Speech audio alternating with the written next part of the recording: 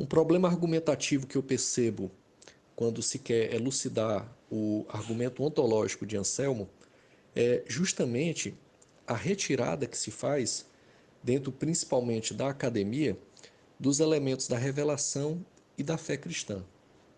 E é isso que nós temos trabalhado um pouco nestes últimos áudios. Todos esses pensadores que estamos tratando aqui eram cristãos e, enquanto tal, em sua vivência e prática de vida, proclamavam a fé cristã. E isso não é diferente com Anselmo. E, de uma forma geral, o que se tenta fazer foi algo que nós já debatemos em áudios anteriores, que meio que para se ter uma história da filosofia, você enquadra os pensadores dentro de determinados momentos específicos, momentos histórico-filosóficos específicos, como se fossem degraus para se chegar em algum canto. Isso é bastante evidente, por exemplo, em Hegel, mas não somente em Hegel. E nesse sentido, foi onde eu disse anteriormente que considero, e há outros autores que assim também o consideram, que o argumento ontológico de Anselmo é, na verdade, uma oração. Ele está ali engrandecendo ao Deus que ele já conhece, que ele já crê. E, nesse sentido, o Colin Brown, ele traz aqui um parágrafo muito interessante, eu vou passar a ler, diz o seguinte: se, porém, essas objeções afundam o argumento, da forma como comumente é conhecido, ainda é possível que deixe incólume o argumento de Anselmo propriamente dito. Karl Barth, pois, argumentou num comentário brilhante sobre a obra de Anselmo que a intenção de Anselmo não era comprovar a existência de Deus somente através da razão, sem qualquer apelo à experiência e à revelação cristã. E é justamente o que nós tratamos aqui. E aí eu me lembro do que eu gosto de chamar a Sinfonia Perdida de Rubem Alves. Rubem Alves tem um livro chamado Filosofia da Ciência, em que no primeiro capítulo ele traz um exemplo muito interessante para explicitar a sua crítica à hiperespecialização. Lá nesse primeiro capítulo ele faz um elogio ao senso comum, mostra a importância do senso comum como uma base para a ciência, dá vários exemplos práticos, e tem um exemplo que sempre me chama muita atenção, de que ao você particionar, ao você hiper especializar o conhecimento, você faz com que alguém que toca um piano aprenda a tocar somente uma tecla do piano. Ora, nunca teremos uma sinfonia, por isso que eu chamo de sinfonia perdida.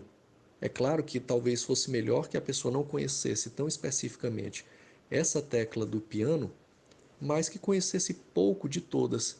Assim, pelo menos, teríamos uma sinfonia. Dentro da filosofia, no meu modo de entender, quando você particiona e diz que a razão é do ambiente filosófico, e aí, claro que há todo um conjunto de investigações sobre o que seja essa palavra razão. E quando se diz que a fé é do ambiente teológico, você cria problemas maiores, ao ponto de, ao tentar ensinar, por exemplo, acerca do argumento ontológico de Anselmo, esteja, na verdade, falando algo estranho ao que Anselmo propriamente falou. Então, o Karl Barth, ele chama a atenção justamente para isso. Quer dizer, Anselmo não está tentando provar Deus somente a partir da razão, pois aonde entraria o elemento da fé, que é o elemento fundamental para a crença? Quer dizer, diz o Karl Barth, nós temos que levar em conta também a experiência e a revelação cristã. Então, nesse sentido, continuando aqui o texto do Colin Brown, ele diz: seu argumento visava demonstrar que não podemos racionalmente negar o Deus vivo, uma vez que saibamos quem ele é, o ser mais perfeito. E nunca devemos perder de vista, enquanto cristãos, que o ser mais perfeito, que é Deus, ele mesmo se revelou, ele mesmo principiou. Como diz a Bíblia, ele nos amou primeiro. Então, ele se revela. Nós já sabemos quem ele é. E nesse sentido, para o Karl Barth, o argumento de Anselmo seria justamente dizer que nós não podemos racionalmente negar o Deus vivo que já conhecemos, que já cremos, que já temos uma convivência, justamente porque ele, Deus, principiou, veio primeiro a nós, se apresentou primeiro. Tudo principia com Deus e não conosco. É essa a tentativa fundamental do Karl Barth, já no século XX, de mostrar isso. Não parte de vocês, parte dele, a partir da revelação. E a partir daí, todo o conjunto de dimensões filosóficas que podem existir. De uma forma geral, como é que o argumento ontológico de Anselmo passou para a história da filosofia? Há inúmeras interpretações, mas de uma forma geral, como diz aqui o Colin Brown, segundo as interpretações usuais, Anselmo estava se permitindo um pouco de teologia natural. Estava procurando comprovar a existência de Deus sem apelar à fé e à doutrina cristãs. Estava procurando algum terreno comum onde tanto o crente como o incrédulo pudessem se sustentar na esperança de conquistar o incrédulo.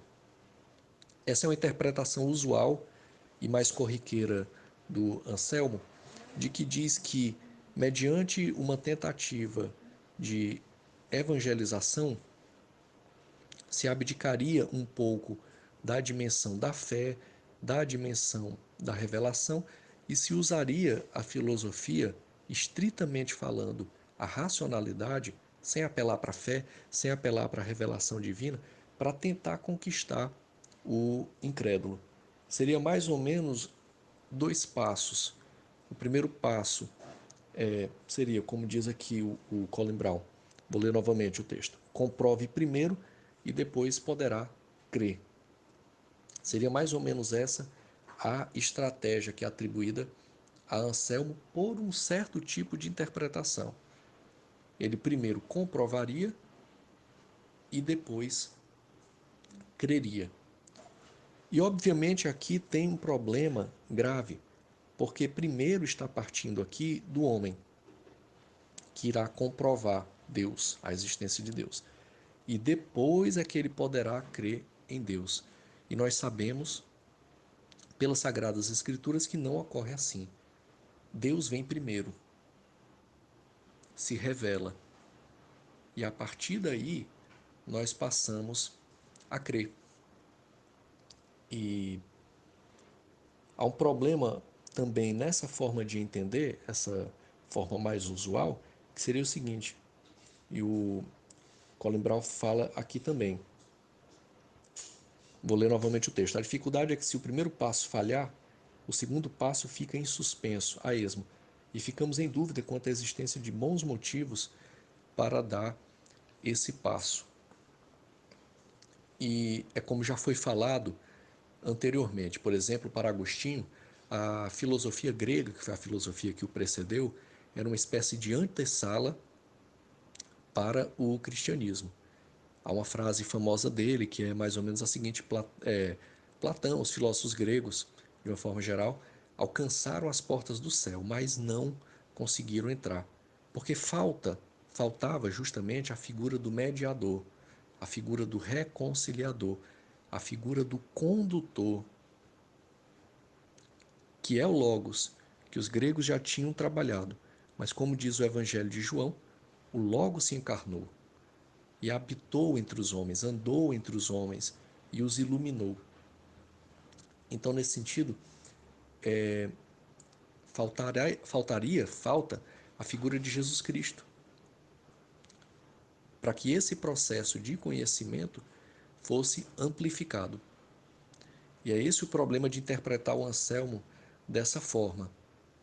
Acreditar que primeiro se pode provar só pela razão, para que depois de provado se venha a crer, é uma falácia, porque nunca se vai dar o segundo passo. porque o homem por si só não consegue dar esse segundo passo. Nós necessitamos da graça de Deus para que possamos crer.